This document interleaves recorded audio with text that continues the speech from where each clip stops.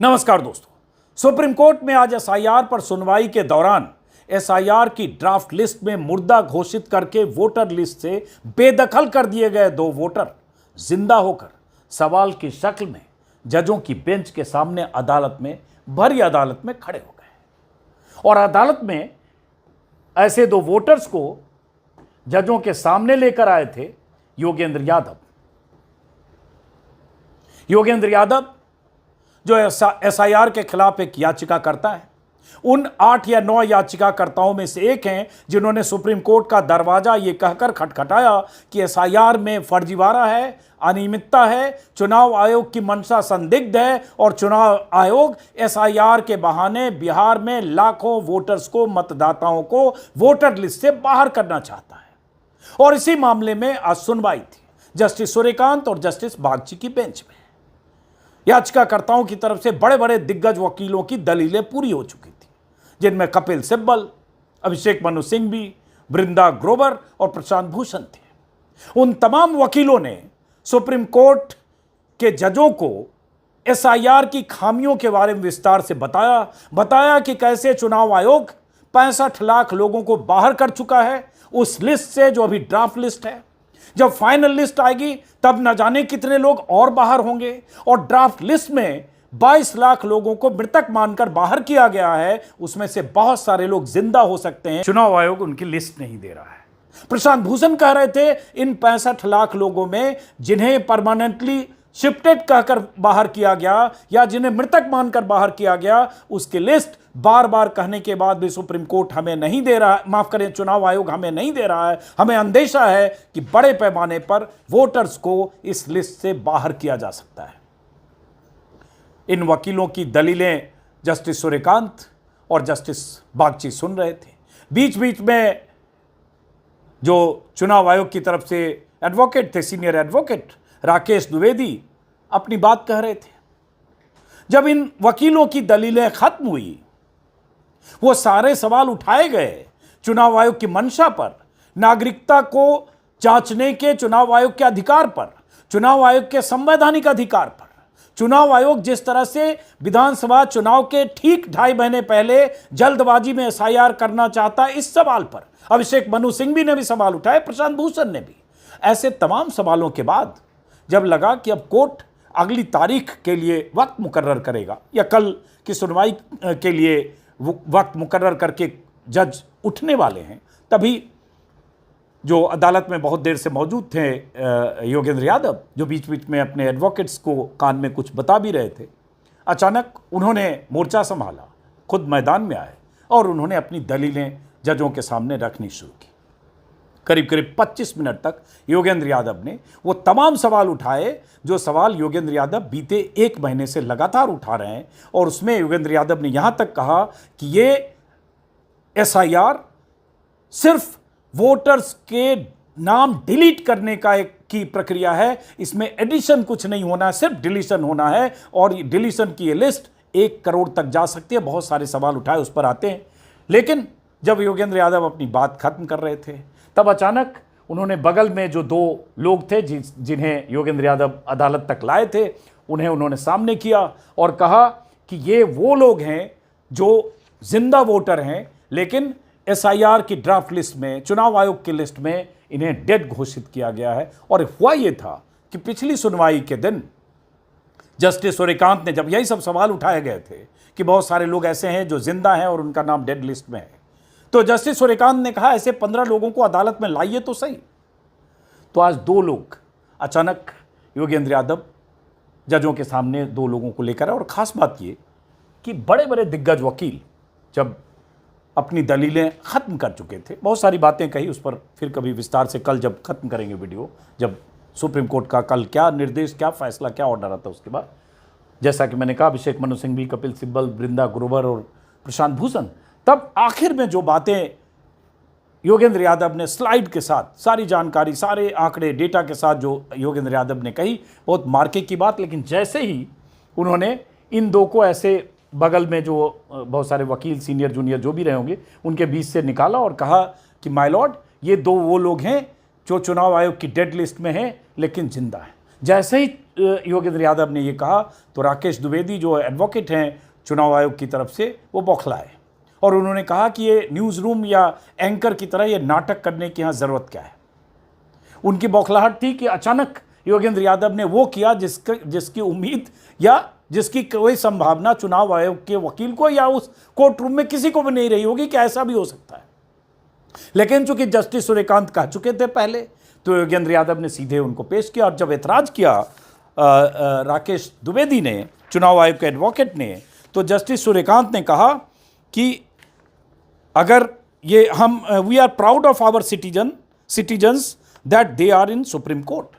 हमें गर्व है कि भारतीय नागरिक के तौर पर ये लोग सुप्रीम कोर्ट में हैं, क्योंकि राकेश द्विवेदी ने ऐतराज किया कि ये इस तरह से करने की ज़रूरत क्या है, ये क्या तरीका है, ये नाटक है, इस तरह का कुछ कहा कि ये योगेंद्र यादव इस तरह का नाटक क्यों कर रहे हैं। और उन्होंने ये भी आरोप लगाया कि योगेंद्र यादव डिजिटल सेवी लोग हैं और किसी का भी नाम किसी ढंग से अपलोड कर सकते हैं, ऐसी भी बात कही। उन्होंने ये भी कहा कुछ गलती है तो करेक्शन हो सकता है, यहाँ ये करने की ज़रूरत क्या है।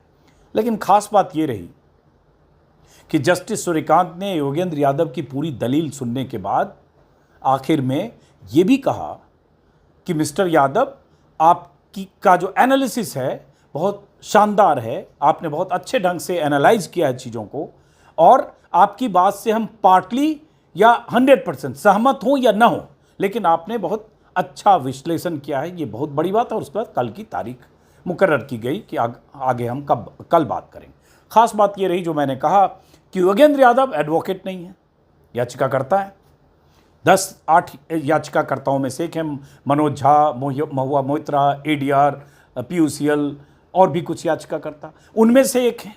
लेकिन योगेंद्र यादव ने आज एक वकील की तरह मोर्चा संभाला, और मैं कहूँगा, चूँकि मैं हियरिंग ऑनलाइन सुन रहा था, कि उन तमाम वकीलों से लॉजिकल, चूँकि वो खुद याचिकाकर्ता हैं, इसलिए उन्होंने बहुत ऐसे कोर इशू पर बात किए जिस पर जज भी सहमत दिखे। आखिर में ये कहना बहुत मायने रखता है कि आपने बहुत शानदार एनालिसिस किया, एक्सीलेंट एनालिसिस किया है मिस्टर यादव आपने। खैर, अब जो कल होगा सो होगा, लेकिन यही बात बीते कुछ दिनों से हम सब लोग कह रहे हैं, यही आशंका विपक्षी दलों को है कि बड़े पैमाने पर जिस तरह से नाम काटे गए, ये नाम काटने की संख्या अभी 65 लाख है, ये कहकर कि 65 लाख लोगों ने इन्यूमरेशन फॉर्म नहीं भरा, 7 करोड़ 90 लाख में से 7.25 करोड़ बच गए। लेकिन अंदेशा यह है कि 1 अगस्त से लेकर 1 सितंबर के बीच, जब ये क्लेम और ऑब्जेक्शन का वक्त खत्म होगा, जब इस बीच में दस्तावेज जिस तरह से बहुत मांगे जा रहे होंगे, या उन फॉर्म को 50%, 60%, 65% फॉर्म्स अलग अलग जगहों पर बिना दस्तावेज के जमा हुए, उन फॉर्म्स को दस्तावेज न होने की वजह से अगर वो कैंसिल उनमें से किया गया, तो ये अंदेशा है विपक्षी दलों को। योगेंद्र यादव ने तो अदालत में कहा कि 1 करोड़ से ज़्यादा डिलीशन हो सकता है, और उन्होंने कहा इतिहास में पहली बार होगा, एडिशन कुछ नहीं और डिलीशन इतने बड़े पैमाने पर होगा, और ये बहुत चिंता की बात है। और जिन्हें पेश किया, 2 जो वोटर हैं, बाद में वो बाहर मीडिया के सामने भी थी, इनका नाम है बचिया देवी, जो राघोपुर की हैं, जो तेजस्वी यादव का विधानसभा क्षेत्र है, और दूसरे एक मृतक की लिस्ट में इनका नाम था जो अदालत में पेश किया। इनमें से कोई और शख्स हैं, ये इनके बचिया देवी के बेटे हैं शायद, इनमें कोई एक और शख्स हैं जिनका नाम मृतक की लिस्ट में था। योगेंद्र यादव ने जब ये कोर्ट में दलील दी, उसके बहुत सारे लोगों ने लिखा। उससे पहले मैं बताऊं कि योगेंद्र यादव ने कहा क्या। योगेंद्र यादव ने अदालत में कहा कि बड़े पैमाने पर लोगों को बाहर करना शुरू कर दिया गया है। 65 अंग्रेजी में पूरी दलील थी, बहस थी, उसका हिंदी तर्जुमा मैं बता रहा हूँ। 65 लाख से ज़्यादा लोग बाहर हो रहे हैं। ये संख्या SIR के साथ और बढ़ेगी, और बल्कि इसका डिज़ाइन ऐसा है जहाँ भी SIR होगा वहाँ इसके यही नतीजे हो सकते हैं। और जब उन्होंने शुरू किया तो जस्टिस सूर्यकांत ने कहा कि हम 10 मिनट बैठकर आपकी बात सुनते हैं, लेकिन मेरे ख्याल से 24 या 25 मिनट तक योगेंद्र यादव की दलील उन्होंने सुनी। उसके बाद योगेंद्र यादव ने कहा कि मतदाता सूची के लिए 3 मापदंड हैं, पूर्णता, सटीकता और निष्पक्षता। अंग्रेजी में बोला, हिंदी तर्जुमा बोल रहा हूँ। इन तीनों में SIR नाकाम रहा है, इसका नुकसान हो रहा है, और हमें देखना चाहिए कितने प्रतिशत वयस्क मतदान के पात्र हैं। इस मामले में भारत दुनिया के सबसे बेहतर सर्वश्रेष्ठ देशों में से एक है। 99% लोग मतदाता सूची में हैं। जर्मनी, जापान जैसे देशों के बराबर हैं। अमेरिका में सिर्फ 74% ही वोटर लिस्ट में है। इसलिए जहां भी जिम्मेदारी सरकार नागरिक पर डाल देती है वहां कम से कम 1/4 लोग छूट जाते हैं, क्योंकि आपको साबित करना है कि आप भारत के नागरिक हैं। इस पर भी बहसें हुई। अभिषेक मनु सिंघवी ने सवाल उठाए, कपिल सिब्बल ने सवाल उठाए, वृंदा ग्रोवर ने सवाल उठाए कि नागरिकता की जांच का अधिकार चुनाव आयोग को नहीं है, वो गृह मंत्रालय का काम है। खैर, उसी में योगेंद्र यादव ने कहा कि बिहार के बहुत सारे लोग इसमें छूट सकते हैं। और उसके बाद योगेंद्र यादव ने बगल में जो उनके चुनाव आयोग के एडवोकेट थे उनको दिखाकर कई बार तंज में भी कहा और एक तरह से चुनौतीपूर्ण लहजे में कहा कि 2003 में, कहा जाता है कि 2003 में SIR हुआ था और उसके बाद अभी हो रहा है 22 साल बाद। कहा कि 2003 में कोई SIR नहीं था, वो IR था, इंटेंसिव रिवीजन था। उसका और इसके बीच में कोई तुलना नहीं है। इस देश के इतिहास में कभी भी किसी रिवीजन में सभी लोगों से फॉर्म भरने को नहीं कहा गया और कभी भी ऐसी रिवीजन प्रक्रिया में सभी से दस्तावेज जमा करने की मांग नहीं की गई, कभी नहीं की गई। 2003 में मतदाता सूची को कंप्यूटरित किया जा रहा था तो मतदान अधिकारियों को प्रिंट आउट दिया गया था। उन्हें कहा गया था कि जांच करनी है, कोई फॉर्म नहीं मांगा गया, कोई दस्तावेज नहीं मांगा गया। वो इंटेंसिव रिवीजन एक अच्छी प्रक्रिया थी। और उसी में उन्होंने कहा कि 2 things added in SIR are requirement of form and presumption of non citizenship, these are illegal. तो योगेंद्र यादव ने कहा कि एक तरह से गैर कानूनी तरीके से यह SIR हो रहा है और इसके पहले कभी भी SIR भारत में नहीं हुआ और SIR में इतने बड़े पैमाने पर डिलीशन की प्रक्रिया पर उन्होंने संदेह जताया। और उसके बाद उन्होंने ये भी कहा कि हमारे जो मित्र हैं चुनाव आयोग के सीनियर एडवोकेट की तरफ दिखाकर कि 2003 में अगर SIR हुआ तो SIR का कोई ऑर्डर है क्या, कई इलेक्शन की वेबसाइट पर नहीं है तो प्लीज़ दिखाइए और बताइए कि पहले कब SIR हुआ और ऐसी क्या प्रक्रिया थी और उस समय क्या दस्तावेज मांगा गया था, ये आप जानकारी दें। योगेंद्र यादव ने अदालत में, मैं उनके कहे का इसलिए उनके कहे का हिस्सा ही मैं बात कर रहा हूँ इसमें, क्योंकि बहुत लंबी दलील है, सबकी बात करेंगे, सारे वकीलों की तो बात बड़ी होगी, लेकिन चूंकि एक तरह से मास्टर स्ट्रोक की तरह योगेंद्र यादव का इनको पेश करना और आखिरी में योगेंद्र यादव की एक वकील की तरह एंट्री हुई। योगेंद्र यादव ने कहा कि चुनाव आयोग बताया कि 2003 में क्या खास था और उसके बाद उन्होंने कहा कि हम शुरुआत 7.96 करोड़ से नहीं बल्कि 8.18 करोड़ से करते हैं, क्योंकि बिहार में जो वर्तमान एडल्ट की आबादी है, वयस्क की आबादी है, वो 8.18 करोड़ है। और ये उन्होंने भारत सरकार की एक हेल्थ डिपार्टमेंट की उसका आंकड़े का जिक्र किया। और उसके बाद उन्होंने कहा कि ये SIR इस तरह से किया जा रहा है जिसमें सिर्फ नाम हटाने की प्रक्रिया है, जबकि कभी भी कोई ऐसा रिवीजन होता है तो कुछ एडिशन होता है, कुछ डिलीशन होता है, सिर्फ डिलीशन नहीं होता है। ये पहली बार ऐसा हो रहा है जिसमें सिर्फ डिलीशन की बात हो रही है और डिलीशन की सिर्फ बात करना, इसका मतलब चुनाव आयोग की मंशा संदिग्ध है, वोट काटने के इरादे से ऐसा किया जा रहा है। योगेंद्र यादव ने कहा क्या उन्हें एक भी ऐसा व्यक्ति नहीं मिला जिसे जोड़ा जाना चाहिए था। बहुत चुनौतीपूर्ण लहजे में योगेंद्र यादव ने कहा यह प्रक्रिया, डिलीशन की प्रक्रिया सिर्फ हटाने के लिए है, इंटेंसिव रिवीजन। उन्होंने कहा this exercise was for intensive deletion not revision. सीधे सीधे कहा कि ये इंटेंसिव डिलीशन है, रिवीजन नहीं है। और उसके बाद उन्होंने कहा कि वे कहते हैं कि हम फॉर्म 6 भर सकते हैं, लेकिन फॉर्म 6 को लेकर एक बात होती है, कहा जा रहा है कि जिनके नाम हट गए, छूट गए, वो फॉर्म 6 भरे। अब जो फॉर्म 6 भरेगा वो नया वोटर होगा, जो 5 बार 10 बार वोट दे चुका वो फॉर्म 6 क्यों भरे, ये सवाल भी उन्होंने उठाए। और उसके बाद उन्होंने कहा, एक जिक्र हुआ नॉट रिकमेंडेड। हमने 10-15 दिन पहले भी अपने वीडियो में योगेंद्र यादव के साथ बात की थी। दरभंगा की एक सीट हमारे पास आई थी कि दरभंगा जिले की जो विधानसभाएं हैं उनमें बड़े पैमाने पर 30,000, 20,000, 40,000 वोटर के नाम के आगे BLO के हवाले से लिखा था नॉट रिकमेंडेड बाय BLO। इसका मतलब क्या, नाम और हटने वाले हैं, मतलब इस 65 लाख के अलावा। यही अंदेशा योगेंद्र यादव ने जताया कि भाई अभी जो नाम हैं वो उतने हैं 65 लाख, लेकिन जब ये फाइनल लिस्ट 30 सितंबर को आएगी तो इसमें नाम और बहुत बढ़ सकते हैं, वो 40 लाख या उससे ज़्यादा हो सकते हैं। उसके बाद उन्होंने कहा कि किस आधार पर ये नॉट रिकमेंडेड का ये डेटा तैयार किया गया, कोर्ट से ये डेटा क्यों नहीं साझा किया जा रहा है, ये भी सवाल उन्होंने उठाया। उसके बाद उन्होंने कहा हाँ, एक बार बार जो बात होती है कि 2003 की वोटर लिस्ट में जो नहीं है उन्हें किस किस तरह के दस्तावेज देने हैं, उस दस्तावेज के लिए या जब एसआईआर शुरू हुआ उसकी प्रक्रिया में 3 बार प्रेस विज्ञप्ति जारी करके बार बार जो बदलाव किया गया, पहले कहा गया था दस्तावेज के बिना इनॉमिनेशन फॉर्म जमा नहीं होगा, फिर कहा गया सिर्फ फॉर्म जमा कर दीजिए, फिर कहा गया बिना फोटो और उसके भी फॉर्म जमा कर दीजिए, बस फॉर्म जमा होने लगे। उसका भी जिक्र उन्होंने किया कि मैंने कभी नहीं सुना कि कानूनी आदेशों को प्रेस विज्ञप्तियों के जरिए बदला गया हो। इलेक्शन कमीशन ने प्रेस विज्ञप्तियों के जरिए बार बार अपने ऑर्डर को बदला है और ये संदेह पैदा करता है, और इसलिए सभी फॉर्म्स की उन्होंने कहा कि समय सीमा के बारे में उन्होंने जिक्र करते हुए कहा कि ईसीआई के अनुसार सभी फॉर्म्स की जांच करनी होगी, लेकिन उसके लिए वक्त बहुत कम है। इतने कम वक्त में ईआरओ जो होते हैं, जो एसडीओ लेवल के अधिकारी हैं, वो इतने कम वक्त में इतने हज़ारों फॉर्म की जाँच कैसे करेंगे, इस तरह का सवाल उन्होंने उठाया। और उसके बाद उन्होंने कहा कि इसमें मतदाताओं के पास अपील की गुंजाइश नहीं है। क्यों? क्योंकि ड्राफ्ट लिस्ट में जब नाम हट गया उसके बाद उनको फॉर्म 6 भरना है, तो दूसरी प्रक्रिया का पालन करना है। उन्होंने कहा 30 सितंबर 2025 को मतदाता सूची फ्रीज हो जाएगी।